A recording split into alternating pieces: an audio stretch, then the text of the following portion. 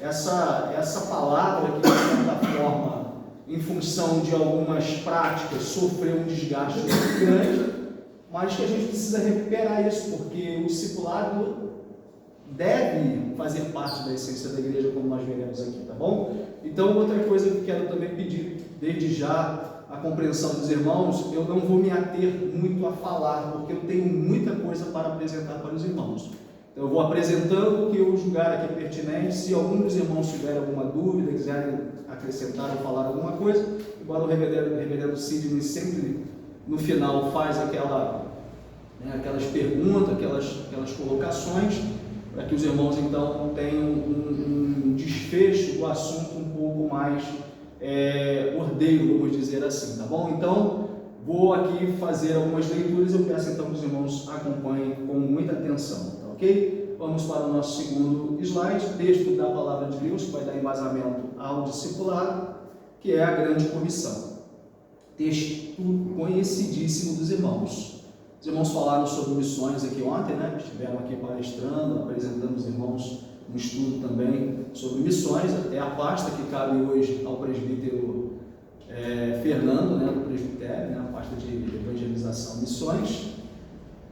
E com certeza os irmãos precisaram pelo menos partir daqui, né, da grande comissão, pelo menos pensar, né, partir daqui, porque aqui é onde deve estar enraizado o nosso compromisso em frente à evangelização e missões, tá bom? Então vejamos o texto os irmãos poderiam citar de cor, mas eu quero que os irmãos acompanhem, por favor, a fonte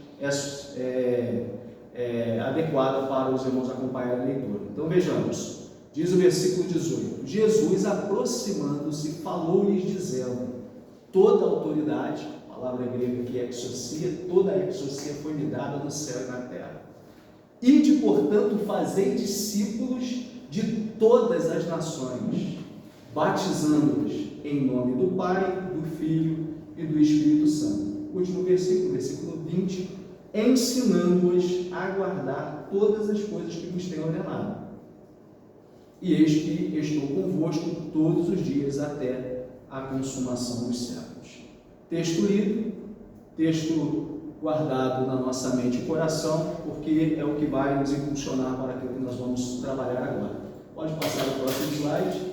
Discipulado não é. Eu acho que é importante a gente primeiro começar falando o que não é o discipulado, né? A gente ouve falar tantas coisas a respeito de discipulado, então é importante enfatizarmos aqui, primeiro, discipulado, presbítero Fernando Sidney, demais irmãos, tenho certeza que os oficiais que aqui estão já sabem disso, né? Sabem disso.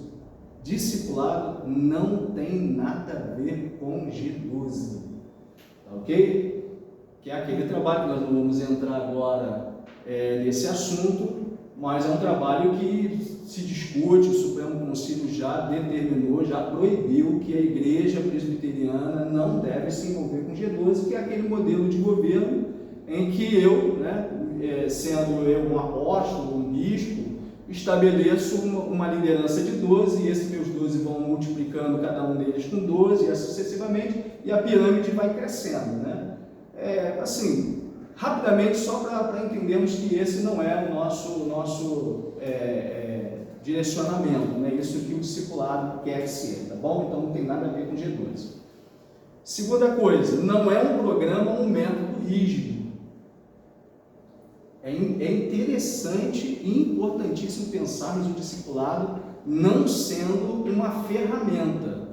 Aqueles que acham que o discipulado é uma ferramenta, né, uma atividade, algo que você faz na igreja, como você faria para chamar uma festividade, para chamar a atenção das pessoas e agregar pessoas, o discipulado não é um programa ou um método rígido, ok?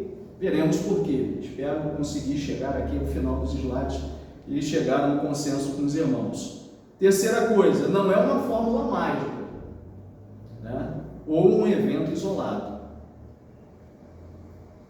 Quarto, não é apenas adquirir conhecimento. Sabe por que é importante dizer isso? Porque às vezes quando se fala de discipulado, está logo associando isso aos pequenos grupos, né? E aos pequenos grupos que estudam a Bíblia. E aí tem várias formas de você fazer a manutenção dos pequenos grupos, né? Com o estudo bíblico, com estudo da confissão, ou estudo do sermão. Lá na nossa igreja a gente usa o sermão de domingo para trabalhar os pequenos grupos. Mas eu gostaria que os irmãos entendessem e pudessem desassociar o discipulado dos pequenos grupos. O pequeno grupo, eu sempre digo isso lá na igreja de Fragoso, nós somos uma igreja que fomos organizados com pequenos grupos, né? Mas partindo da base do discipulado bíblico. Lembra que o presbítero Fernando aqui enfatizou, deu muita ênfase a essa questão. A nossa perspectiva, se os irmãos derem uma olhadinha, é falar sobre missões dentro de uma perspectiva reformada. O que isso significa? Significa aquilo que o presbítero Fernando já falou. É uma visão bíblica de como nós devemos avançar evangelizando e cumprindo a missão da igreja, que tem embasamento na palavra de Deus, como nós já lemos, capítulo 28 de Mateus, na grande comissão, ok? Então, o discipulado não é adquirir, vamos montar um pequeno grupo na igreja para a gente poder estudar. Não, isso você já tem, a escola bíblica dominical, você tem estudo bíblico no meio de semana, enfim, né? Ele dá conhecimento bíblico, mas não necessariamente a sua essência é apenas para adquirir conhecimento teológico, ok? E por último, seguir regras ou tradições humanas. Aí a gente, exatamente, vai corroborar com a ideia do ponto 1 aqui, que não é G12.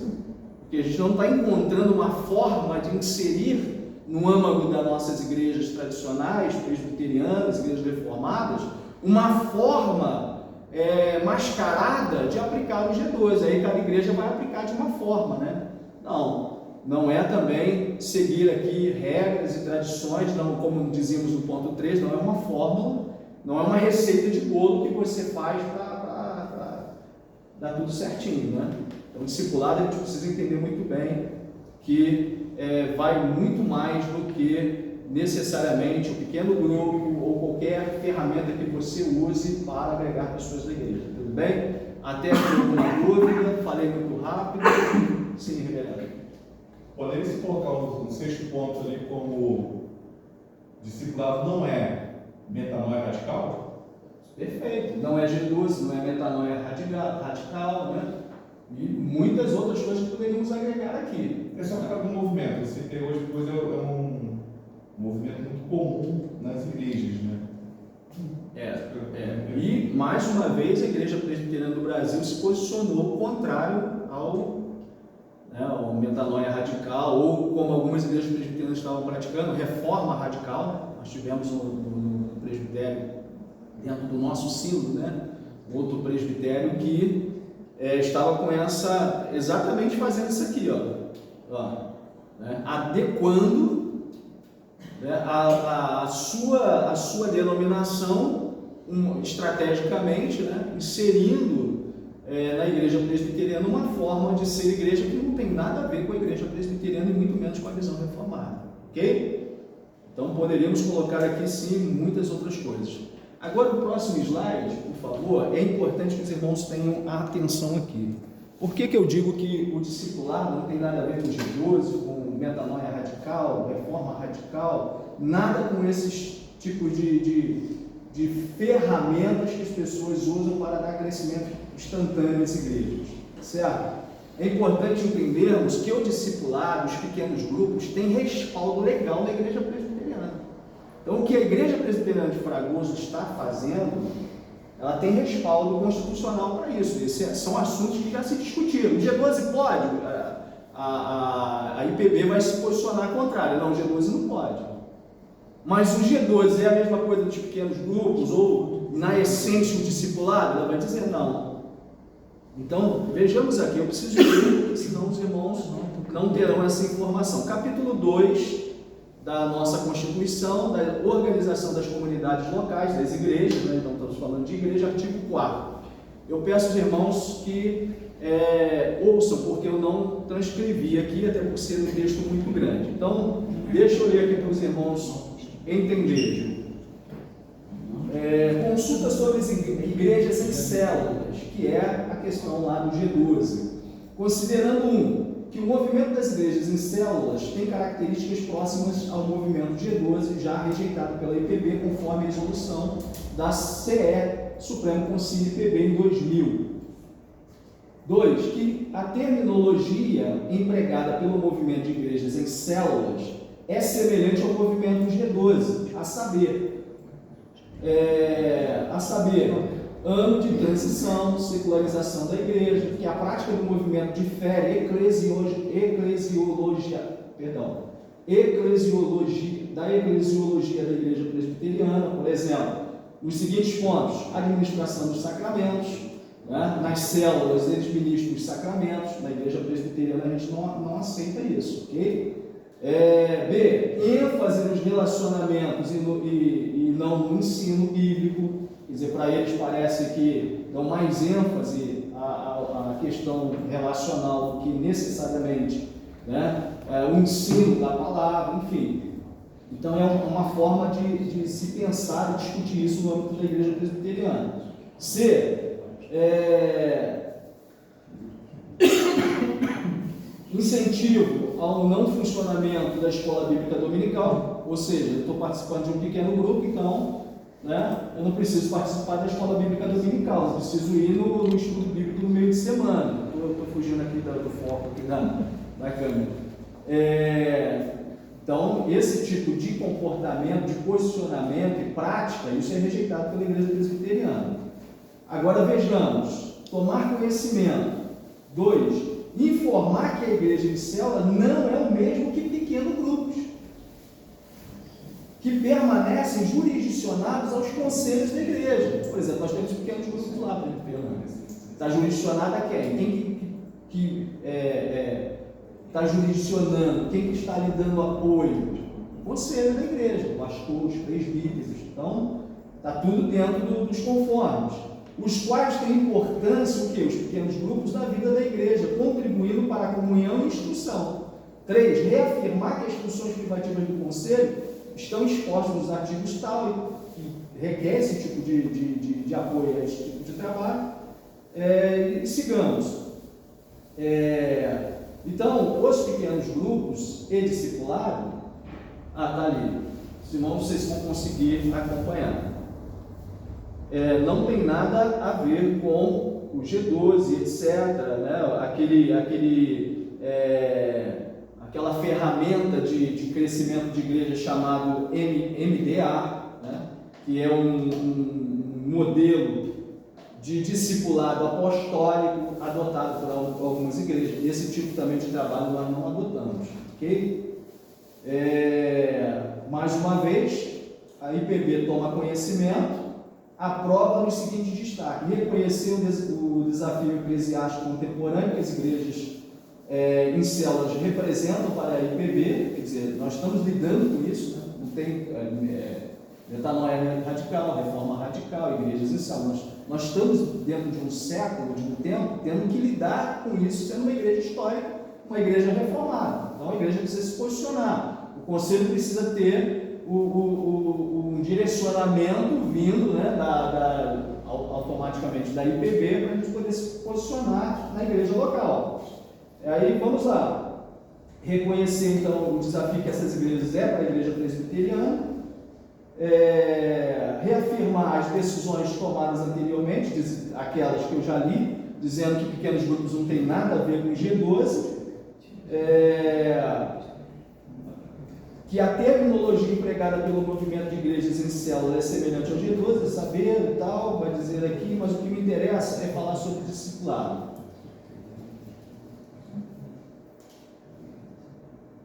Deixa eu pegar aqui um ponto que vai diretamente ao discipulado. Veja, reconhecer que os pequenos grupos são instrumentos legítimos para o crescimento espiritual da igreja. Reconhecer que os pequenos grupos, aquilo que está inserido dentro do conjunto maior, que é o discipulado, são instrumentos legítimos para o crescimento espiritual, discipulado, instrução, comunhão e oração por parte dos membros das igrejas locais, e a sua constituição e o seu funcionamento devem estar submetidos ao conselho da igreja. Bom, sabendo isso, a gente pode pensar o nosso posicionamento em relação ao discipulado, aos pequenos grupos que estão inseridos dentro do conjunto maior que é o discipulado. Ficou alguma dúvida em relação a isso? Me enrolei aqui muito para ler, para falar, os irmãos compreenderam? Tudo bem? Compreenderam? Os irmãos compreenderam? Uma dúvida, reverendo? Posso pensar uma igreja com pequenos grupos? Posso. A igreja me dá base para isso, constitucionalmente falando? Sim, já foi discutido. Tá bom? Não é heresia nenhuma. O que seria, então, contrário à decisão da igreja? Eu pegar o modelo lá do G12, pegar lá. Aí por que é perigoso? Porque o G12 não trabalha com a forma de governo que nós trabalhamos. Né? É praticamente episcopal, não é representativo. Entende isso? Né? Onde você tem um que manda em todos, esse um vai descendo a pirâmide até chegar a uma base. Na igreja presbiteriana não é assim o governo da igreja. Entende? E nem a questão dos ensinos e a aplicação dos sacramentos da igreja. Então, de maneira nenhuma, os pequenos grupos terão o sacramento ministrado lá. A não ser que você faça um grande culto lá e a igreja vá lá. Aí é diferente. Vamos fazer um culto lá na casa do irmão Pedro. Ok. A igreja se dirigindo para lá, faça um culto, né? Liturgicamente falando, aí sim, pode se ministrar a sério, não tem problema nenhum. Ok? Mas a igreja precisa estar presente, até porque a nossa confissão fala isso. Né? A ministração da ceia não pode ser em casos isolados. A gente pastoralmente vai adquirindo alguma cultura que foge à nossa própria confissão de fé. Aqueles casos você tem que levar uma ceia para uma pessoa, essa confissão de fé é muito clara. Né? Ela é muito clara quanto a isso. Se tem que levar a ceia para alguém, leve o maior número de pessoas possível para chegar lá, fazer um culto e a ceia seja ministrada no culto, no decorrer do culto, né? Em algum momento ali do culto, ok? Enfim, sigamos então mais um pouquinho aí, porque tem muita coisa para a gente trabalhar aqui. Então a minha proposta é o seguinte, meus irmãos, é falar exatamente dentro do nosso tema, né, o poder do discipulado, do aprendizado à aplicação. Esse é um artigo que eu escrevi para falar sobre discipulado. Então eu estou pensando dentro desse artigo alguns pontos que eu julguei pertinentes. Não sei se vou dar conta de tudo, porque imagine alguém com muita fome, chega a uma mesa, né, muito farta, você vai pegando tudo, depois você não dá conta, né? Até porque falar de discipulado é algo que me encanta muito. Eu já trabalho com discipulado já há muitos anos, mesmo antes de estar na Igreja Presbiteriana do Brasil. Todos os trabalhos de caráter missionário que eu peguei, graças a Deus, evoluíram, cresceram em vista de levar aos irmãos a compreensão do que seja o discipulado e como se faz o discipulado. A Igreja Presbiteriana de Fragoso não foi diferente, inclusive eu estou usando uma foto aí, se os irmãos olharem, volta no slide anterior, por favor. Está um pouco... tirei um pouco o foco exatamente para os irmãos não se prenderem muito à imagem, mas esse é um núcleo discipulado que eu conduzo, né?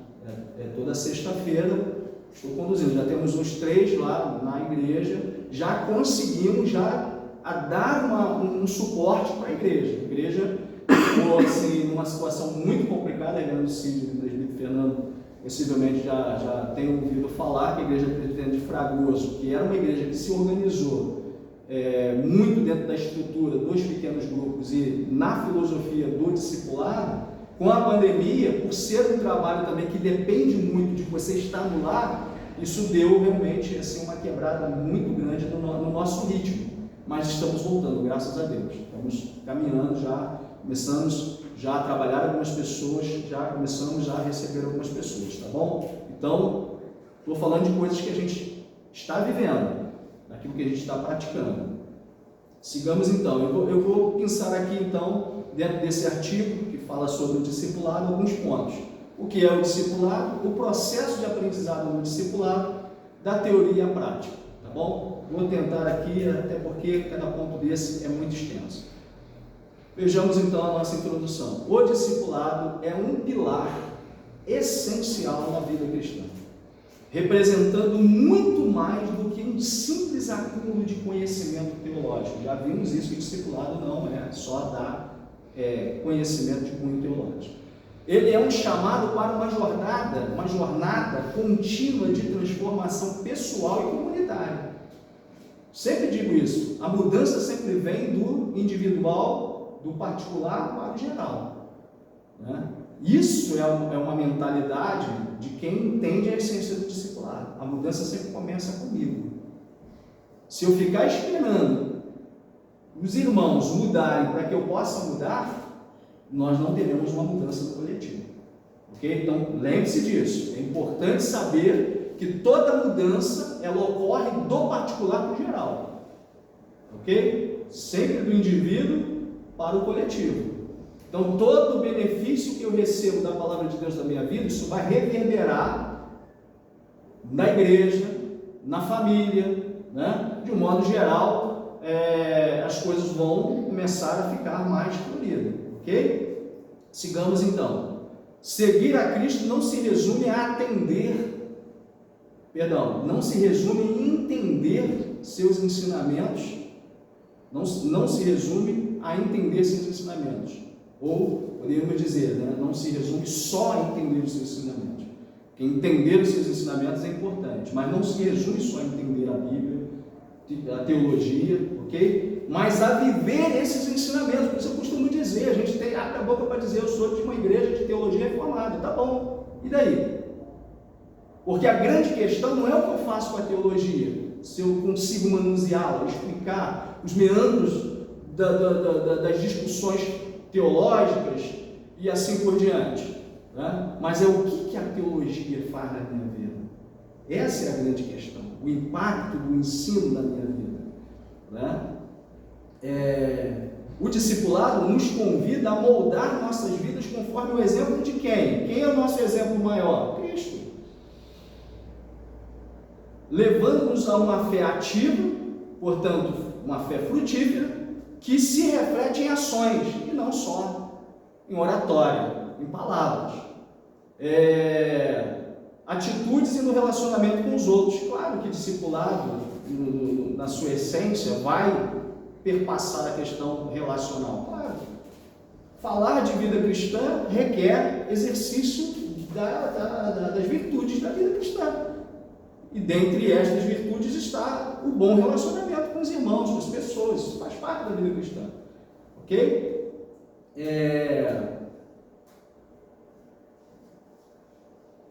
A crescer espiritualmente e influenciar positivamente aqueles ao nosso redor, promovendo uma mudança que vai além de nós mesmos e alcança a comunidade em que estamos inseridos. Esta prática viva e transformadora do discipulado é o que realmente nos capacita a ser sal e luz no mundo, cumprindo a grande comissão de fazer discípulos de todas as nações. Primeiro ponto, seção 1 aí, primeiro ponto, pode passar o próximo slide. O que é o discipulado? Definição do discipulado. Discipulado é um processo contínuo, então, portanto, não é nada estático. A vida cristã, por isso que eu quero dizer, meus irmãos, que discipulado faz parte da natureza da igreja. A gente não pode pensar o discipulado como uma ferramenta, uma atividade que você faz extra essência à vida da igreja. Discipulado precisa correr no nosso sangue, porque discipulado é ganhar almas para Cristo. Discipulado é evangelizar, discipulado é cumprir a missão que a igreja tem aqui, né? Discipulado é se importar com as pessoas. Por isso que eu digo que discipulado é algo que está na essência da igreja e não pode ser entendida como uma ferramenta, porque ferramenta por ferramenta você tem 1 milhão de ferramentas. Discipulado você não muda, né? Ou a igreja é uma igreja, biblicamente falando, discipuladora, ou ela não é. Basta você pensar a questão dos oficiais na igreja, do pastor aos presbíteros, do presbítero docente ao presbítero regente, se os irmãos assim preferirem, para ficarmos mais dentro da nossa forma de ser igreja, presbiteriana. Todos nós, presbíteros, fomos chamados para fazer o quê? Apacentar a igreja. Levar os irmãos a viver isso. Então, quando nós somos uma igreja apacentada, né, automaticamente todos os irmãos são influenciados por isso. Aí você começa a respirar o discipulado na igreja, né? Então, vejamos. é o processo contínuo pelo qual os cristãos crescem na fé, aprendem os ensinamentos de Jesus, porque faz parte receber o conhecimento, e se tornam mais semelhantes ao pastor da igreja, a denominação presbiteriana. É isso? Não. A gente fica mais parecido com quem? Quando você vive a palavra, quando você se enquadra dentro da palavra, quando a palavra norteia a sua vida, você fica mais parecido com Jesus. Você pode até seguir os exemplos dos pastores, desde que eles estejam seguindo o exemplo de Jesus. Foi isso que Paulo disse, e nós veremos aqui. Ok? Não é apenas um programa ou um curso. Vamos fazer um curso de discipulado. Bom, poderíamos fazer uma palestra que nós estamos fazendo no dia de hoje, para falarmos sobre o discipulado e mergulharmos a igreja dentro desse conhecimento. Embora acredito que não seja um assunto estranho para os irmãos. Todos nós, com certeza, vez por outra, já ouvimos ou ouviremos alguém falar sobre discipulado. Ok? Mas aqui está uma forma como eu entendo e vivo o discipulado. Já vivo há muitos anos. Né? E graças a Deus tenho confirmado que Deus tem, por sua graça, né? Então somente pela graça, como cantamos aqui nesta noite, né? Somos sustentados por Deus para que o nosso trabalho possa produzir frutos, e frutos que glorifiquem o nome do Senhor. Então, não é apenas um programa ou um curso, mas uma jornada de transformação e maturidade espiritual, que envolve todos os aspectos da vida do crente ou do cristão. Então, deixa eu entender uma coisa: discipulado não tem tempo determinado. Não. Você pode conduzir algumas pessoas dentro do andar do conhecimento, mas discipulado, meus queridos irmãos, é para a vida toda. De ser discípulo e ser um discipulador é para a vida toda. Essa é se nós entendermos isso, e se isso se tornar para nós uma filosofia de vida, se os irmãos me permitem essa colocação, a igreja vai cumprir o seu ministério diante de Cristo, com certeza. É só olharmos para esse entendimento. Por quê? Porque é uma jornada de transformação, de crescimento espiritual em todos os aspectos da vida do crente. Não só na área profissional, mas na área familiar, na área do nosso relacionamento de um modo geral, na igreja de um modo geral, enfim. Aonde eu faço discipulado? Tem local? Tem data de validade? Não. Por isso que eu estou dizendo. O discipulado é a essência, está na natureza da igreja. Não é algo estranho à natureza da igreja. Quando você introduz um objeto estranho dentro do seu corpo, ele vai expelir. Por isso que muitas coisas não dão certo na igreja. Porque discipulado nunca foi uma ferramenta, um objeto estranho à igreja. A igreja não deveria estranhar isso, ela não deveria se sentir incomodada quando você imagina se cumprindo o ID de Jesus e evangelizando e cumprindo a sua missão e cuidando de pessoas. Esse é o trabalho da igreja, nós existimos para isso. Para que estas pessoas cheguem à conclusão que nós temos, de que a nossa vida, nós não caímos de paraquedas na existência humana. Existe um Deus soberano que controla a nossa vida, que é Senhor de todas as coisas, e eu existo para a glória dele. Esta é a forma de nós apresentarmos o discipulado. Próximo ponto, me ajudem aí no horário, tá, meus irmãos? Vou tentar aqui dar uma acelerada, por favor. Então, o que significa ser um discípulo de Cristo? Outra coisa, aprendamos o seguinte: ninguém pode dar o que não tem. Ninguém obedece se primeiro, né? Ninguém pode exigir obediência se primeiro ele também não aprendeu a obedecer. Então a gente só pode dar aquilo que a gente tem. Se eu não tenho, vou dar o quê? Se eu não sou um discípulo, como que eu posso pensar ser um discipulador? A igreja é formada por dois tipos de membros, meus irmãos. Aí retomemos lá o exemplo da igreja presbiteriana da Coreia, a maior igreja presbiteriana do mundo. Aliás, abro um parênteses aqui, só para dar alguns dados aos irmãos, talvez os irmãos já saibam, mas é importante enfatizar isso. Sabe onde está a maior igreja presbiteriana do mundo? Coreia do Sul. Né? É a maior Assembleia de Deus na Coreia do Sul. Uma metodista, Coreia do Sul. Congregacional, Coreia do Sul. Por que é as maiores? E eu estou falando assim, a maior não como denominação, não. Igreja local. Você tem noção do que é você chegar na igreja, você olhar um mundaréu de gente? A igreja presbiteriana lá tem 100 mil membros. A reunião de oração lá, que eles fazem, né, diariamente, antes de ir para o trabalho, eles passam na igreja. Em média, 30 mil pessoas de manhã antes de ir para o trabalho, orando. Né? Mas vai buscar o histórico disso. A maior igreja presbiteriana do mundo começou com o mesmo tempo de igreja que Fragoso tem. Sabe com quantas pessoas? Com 8 pessoas na sala do pastor. Qual é a diferença? A diferença é que eles entenderam o que é o discipulado, a essência do discipulado. Aí você chega lá e a IPB, né, precisa ir lá fazer laboratórios, entender como é que é esse fenômeno de crescimento de igreja. É porque eles entenderam, eles não conseguem desassociar discipulado da vida. Discipulado para eles não é como você se veste e bota uma fantasia e pronto, acabou, não. Discipulado corre na veia da igreja. Lá eles só tem 2 tipos de membros. Constitucionalmente falando, eles teriam membro comungante e não comungante. Mas na prática, como nós estamos vendo aqui, eles só tem 2 tipos de membros. Quem é líder de discipulado e quem está sendo preparado para ser líder de discipulado. Aí, obviamente, você tem que pensar nos pequenos grupos, né? Não confundir os pequenos grupos com o discipulado, mas o discipulado gera pequenos grupos. Você tem a necessidade dos pequenos grupos. Quando a gente entende isso, aí, meus irmãos, isso não interfere na doutrina da igreja, na forma administrativa da igreja, na forma de administração da igreja, não muda nada, ok? Vejamos, o que então significa ser um discípulo de Cristo? Ser um discípulo de Cristo é mais do que ser um mero seguidor ou admirador dos ensinamentos de Jesus, óbvio, né? É uma dedicação completa a viver como ele viveu e a ensinar como ele ensinou. É o que Paulo diz em Gálatas 2, verso 20, que não está aqui, mas bem que poderia estar.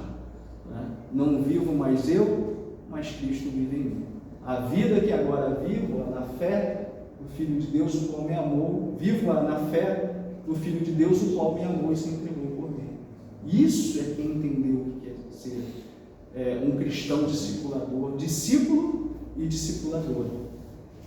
A palavra discípulo vem do latim, a palavra discípulos, que significa aluno ou aprendiz. No contexto cristão, um discípulo é alguém que se compromete a aprender com Jesus, a segui-lo de perto e a imitar a sua vida e caráter. Próximo slide, por gentileza. Elementos essenciais do discipulado. Seguir a Jesus, óbvio, né? Um discípulo de Cristo coloca Jesus aonde? Na periferia da vida. Primeiro, dou cabo da minha vontade para que depois seja feita a tua, Senhor. Foi esse o exemplo que Jesus nos deu? Não. Primeiro ele diz, Pai, seja feita a tua vontade. Estou aqui para fazer a tua vontade. Entende qual é a diferença aqui? Seguindo seus passos e obedecendo seus ensinamentos. Isso envolve uma decisão diária de negar a si mesmo, tomar a cruz e seguir a Jesus em todas as áreas da vida. Dizia Jesus, se alguém quiser vir após mim, né, ou acompanhar, está numa tradução que é diferente da que a gente usa, no meio da revista atualizada, possivelmente a NVI, que eu tenho usado bastante, diz, negue-se a si mesmo. Tome diariamente a sua cruz e faça o quê? Deixa claro. Sigamos. Aprender com Jesus. Então, o que o discípulo ele faz? Né? O que significa ser um discípulo de Cristo? Primeiro, seguir a Jesus. Segundo, aprender com Jesus. Discípulo é um processo contínuo, discipulado, perdão. É um processo contínuo de aprendizado. Uma certa feita eu fui abordado por um presbítero da minha igreja em Petrópolis, quando a congregação ainda era a segunda igreja, porque lá também estabelecemos sobre a tutela do conselho, nós estabelecemos o discipulado, a ideia do discipulado, levando isso para a igreja, apresentando à igreja o discipulado para que ela entendesse, né, essa vivência do discipulado, e tivemos então o estabelecimento de alguns pequenos grupos. E o presbítero disse assim: mas o discipulado que tu faz já está 6 meses lá na casa E o pessoal frequentando a igreja. Não tinha nem lugar para você colocar pessoas na igreja. De tão frutífero que estavam os trabalhos. Mas você fica 6 meses, discipulado não é isso, discipulado você tem tempo estabelecido. Não tem. Discipulado não tem tempo estabelecido. Por que não tem? Porque é um processo contínuo de aprendizado. Quando ele passar por aquela fase de novo convertido, se for no caso uma pessoa que está chegando para a igreja agora, ou que não conhece muito bem a igreja presbiteriana, ele vai passar por uma classe de conteúdos mais básicos, mas ele vai. E outra coisa que eu defendo muito, eu acho que o ensino na igreja deveria ser um ensino continuado. Não sei se por questão da própria docência, mas eu acho que o conhecimento da igreja precisa ser um conhecimento continuado. Por que eu preciso ficar 50 anos na escola bíblica dominical aprendendo a mesma coisa? Sem saber o que eu vou fazer com aquilo, a não ser agregando conhecimento. Então eu entendo que isso é um posicionamento meu, tá, meus irmãos? Eu adoto a EBD, tal, mas assim, o que eu consigo com isso? Com esse conhecimento? Aonde nós vamos chegar com esse conhecimento? Então, não dá para... Paulo vai falar isso, não dá para você ficar 50 anos falando dos pontos elementares da fé. A gente precisa ter o conhecimento, o conteúdo, ele precisa subir alguns degraus. Você precisa levar as pessoas a experimentar na sua vida um conhecimento que as faça sair do seu lugar e crescer exatamente na graça e no conhecimento, e a vida deles precisam florescer. Você fica 50 anos na escola bíblica dominical, dando o mesmo assunto, né? Mesmo assunto. Agora nós vamos falar sobre, igreja. Né? E ele fala sobre a igreja. Aí, daqui 3 anos você volta no mesmo assunto, daqui mais 3 anos você volta no mesmo assunto. Fica um bombardeio de conhecimento que você não.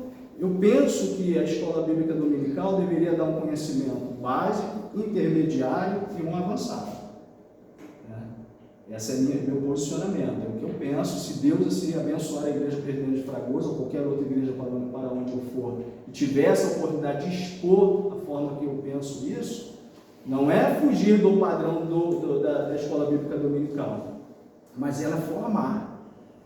Ela precisa formar, preparar soldados para colocá-los no campo de batalha e não levar a igreja a um comodismo de 50 anos recebendo as mesmas informações sem saber o que vai fazer com aquilo, a não ser conhecer,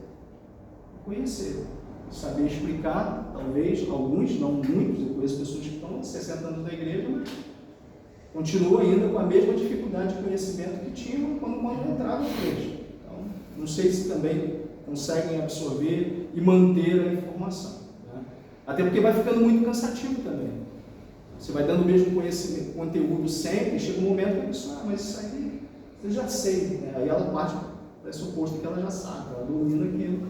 Então, quando a pessoa faz isso, ela se fecha para o aprendizado, né? Então, o discipulado é um processo contínuo. Jesus é o mestre e nós, seus alunos. Isso é ser discípulo. Isso implica estudar a Bíblia, orar, buscar e compreender profundamente os seus ensinamentos. Para quê? Para aplicá-los. Aonde? Quando eu tiver a oportunidade de pregar na igreja? Não, na minha vida. Então, todo ensinamento, todo confronto da Bíblia que eu leio, a minha vida de oração, a minha vida cristã, ela precisa confrontar a mim mesmo para me tirar da minha zona de conforto, para eu me colocar à disposição de Deus e dizer: Senhor, eu estou aqui, porque a tua palavra. Foi isso que Simon fez, não foi? Me ajudem aí, os conhecedores da história da igreja presbiteriana. Estava lá ouvindo um dos seus professores pregando na sala de aula. Se não me falha a memória, aquele texto de Atos, né? Passe a Macedônia, não sei o que e tal, e ele é comigo. É comigo. O professor muito querido dele é comigo, está me chamando, Deus está me chamando para esse trabalho. 8 anos de ministério no Brasil. No final, morre de febre amarela, se não me falha a memória também, né? mas em 8 anos ele fez mais do que nós estamos fazendo há 100. Por quê? Por causa da compreensão do discipulado. O que ele queria aqui no Brasil? Ele tinha lá vários lugares para ir, mas ele escolheu o Brasil. E no final da vida, quando a irmã, ele já, nos últimos suspiros, a irmã vira para ele e fala: agora, o que vai ser da igreja brasileira? Ele diz: não se preocupe com isso não. Eu caio hoje, Deus coloca outro no meu lugar amanhã. A igreja é dele. Eu só contribuí com a minha parte. Mas ele é o Senhor da igreja. Ele vai colocar outro, ele vai cuidar da igreja. Esse é a mente de alguém que entende a essência do discipulado. Então, veja: tomem sobre vós o meu jugo e aprendam de mim, pois sou manso e humilde de coração, e vocês encontrarão descanso para as vossas almas. Então, se aprofundar no conhecimento, na vida de oração e leitura da palavra, parece básico, mas não é. Você precisa de arroz e feijão todo dia? O corpo precisa comer carne, proteínas, carboidratos, e assim, legumes, precisa, não precisa? É básico. Tem hora que você olha: por que tem que comer arroz e feijão todo dia? Tem certos meios estabelecidos por Deus para abençoar a nossa vida que precisam serem praticados, precisam estar sendo praticados todos os dias. A devocional, a leitura da palavra, a oração. Então, para eu ser um discipulador, eu preciso fazer um curso de teologia lá nos seminários presbiterianos? Não, só se você tem uma vocação pastoral para isso. Não, eu não tenho. A minha vontade é só de pregar Jesus, de falar de Jesus, enfim, de se preocupar com as pessoas que precisam ouvir uma palavra de Deus. Então, na simplicidade das coisas, o que você precisa? Estudar a Bíblia, orar, buscar compreender profundamente esses ensinamentos e aplicar na sua própria vida. Para quando você se dirigir para o outro, dizer que a Bíblia funciona, ela precisa funcionar primeiro na sua vida, na minha vida. Então, esse será a maior pregação, como dizia Agostinho. Pregue, pregue, pregue, pregue. Caso seja necessário, use palavras. Use palavras. Aí alguém, tempos atrás, perguntou: mas tá, que obra de Agostinho que está falando sobre isso? Leia só as confissões. Não precisa ler outra obra de Agostinho, não. Leia só as confissões de Agostinho.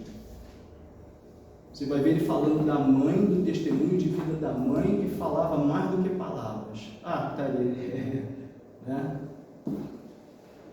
Você vai ver, ele vai falar da mãe Mônica, que foi aquela que orava por ele, que tinha uma vida cristã, que se preocupava com ele, com os ensinamentos. Claro que ele viveu um contexto histórico, totalmente diferenciado do nosso, mas enfim. Meus irmãos, preciso me policiar aqui. São 8h25. Qual é o meu tempo? Mais aqui, pastor?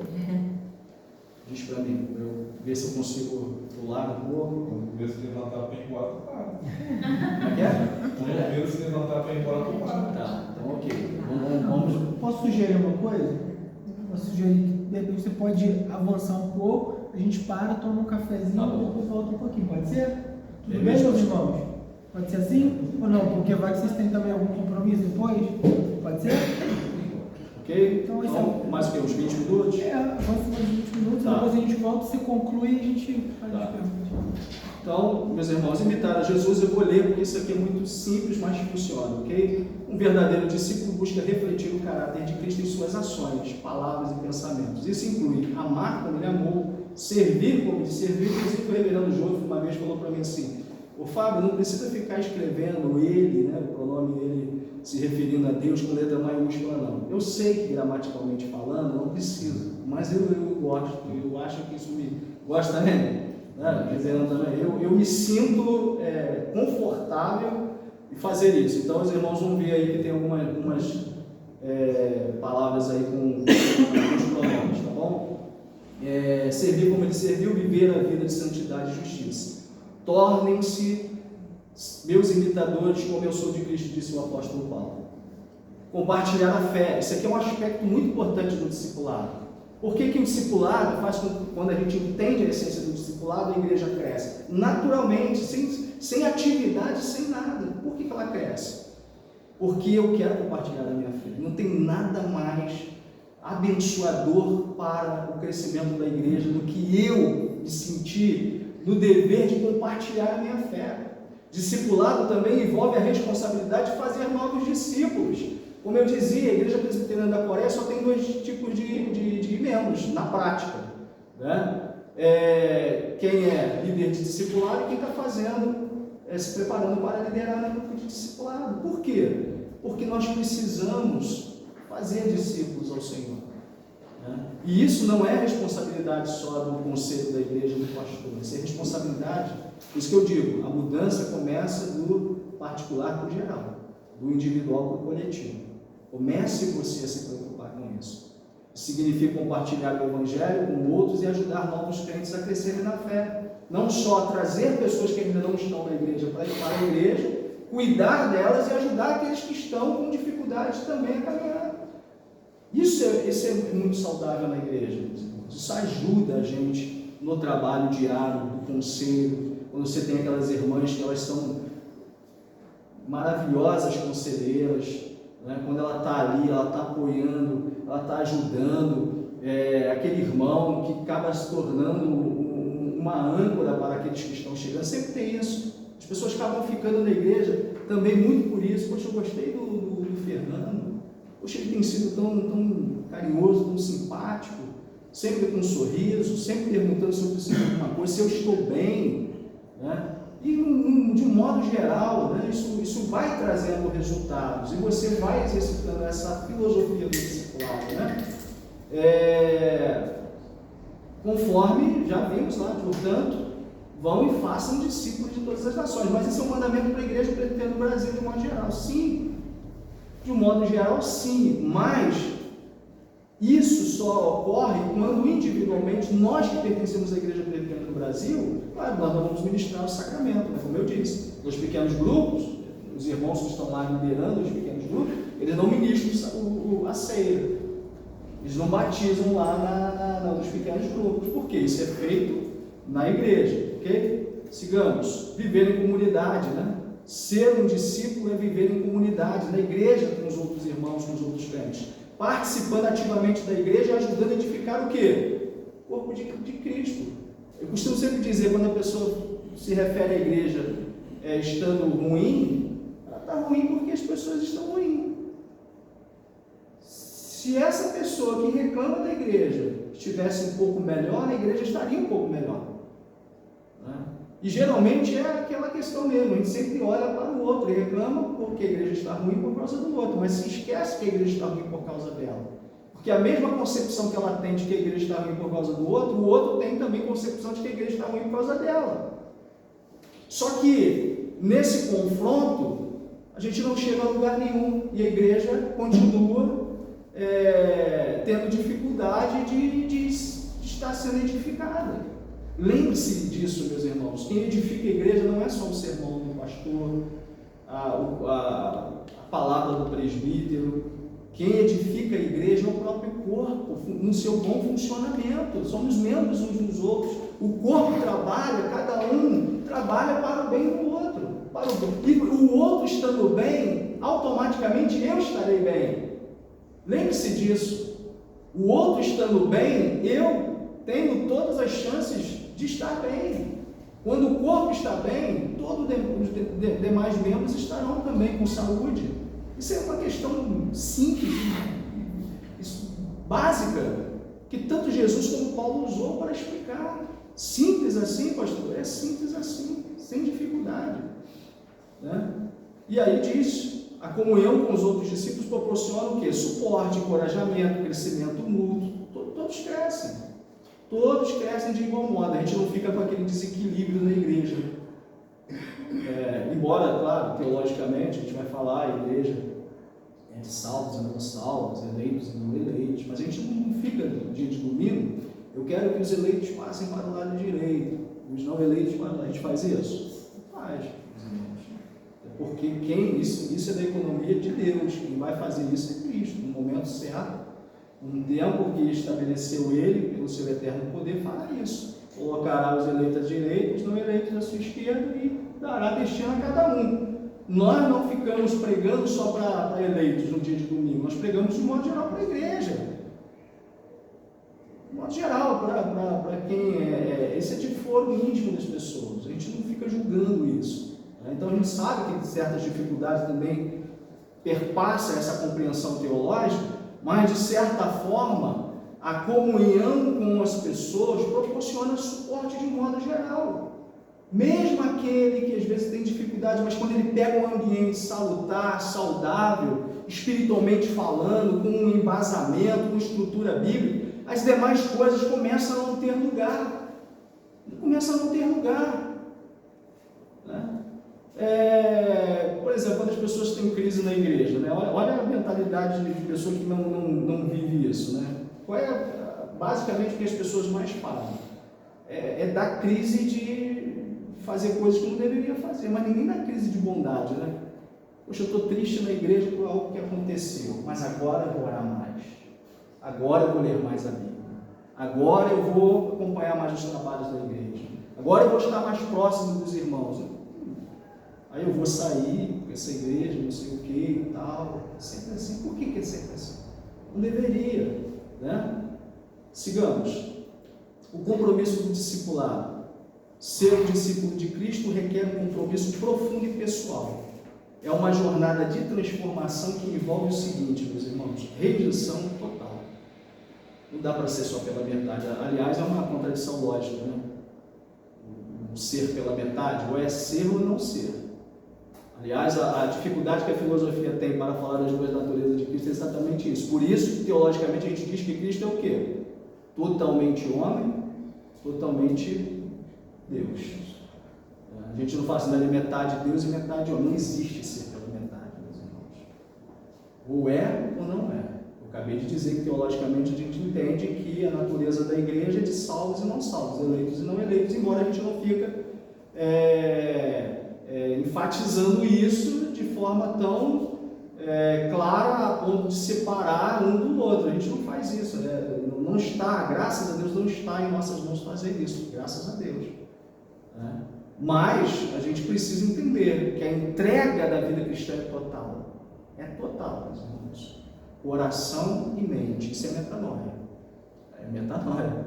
Mas essa é bíblica. Essa é bíblica. A metanoia bíblica é a mudança de mente e coração. Né? É total, submeter toda a vida à liderança e direção de Jesus. Por meio de quê? Da palavra, da liderança que ele estabelece na igreja e assim por diante.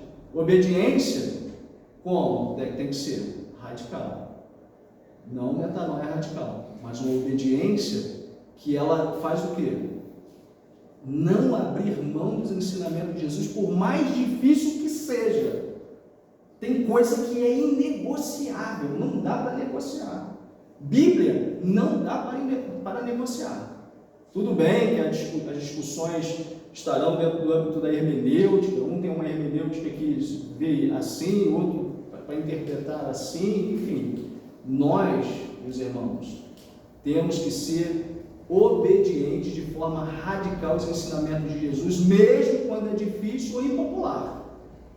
Falar hoje que você é uma pessoa que segue os ensinamentos de Jesus, você pode sofrer afronta de todos os lados, mas não importa. Segundo, terceiro, crescimento contínuo. Não dá para estagnar na igreja. Outra coisa, aprenda o seguinte, meus irmãos: estagnação, eu não cresci, mas também eu parei. Não existe estagnação. É uma falsa sensação de que você não cresceu, mas também não regrediu. Só de parar você já está perdendo. Entenda isso, simples assim. Né? O crescimento precisa ser contínuo, o conhecimento precisa ser contínuo. Buscar continuamente crescer na fé, conhecimento e maturidade espiritual. Ou já pensamos que atingimos a maturidade de crente perfeito? Acredito que não, a começar no próprio pastor. Todos nós estamos num processo, e esse processo é contínuo. E por último, serviço amoroso, claro. Sempre falo da igreja: se você vai fazer as coisas da igreja, vai reclamar, não faça. Tínhamos lá uma irmã muito amada, muito carinhosa, mas ela fazia, mas depois ficava: porque eu fiz, e ficava reclamando que o outro falava para ela: não faça. Por favor, não faça. Se vai fazer e reclamar, não faça. Se vai cantar e vai reclamar, não cante. Se vai dar o estudo bíblico reclamando, Não faça, porque não vai agradar a Deus. E não vamos estar dentro dessa perspectiva de um discípulo. Não dá para negociar essas coisas. Demonstrar amor de Cristo através de atos de serviço e compaixão pelos outros. Em suma, ser um discípulo de Cristo é um chamado para uma vida de transformação contínua, compromisso inabalável e serviço amoroso, refletir na presença e o amor de Jesus em todas as áreas da vida. Se nós conseguirmos atingir isso, meus irmãos, aí nós vamos avançar. Quer dar aquela pausa? Vamos dar essa pausa. Tá, ok. Depois eu vou ver o que consigo dar mais uma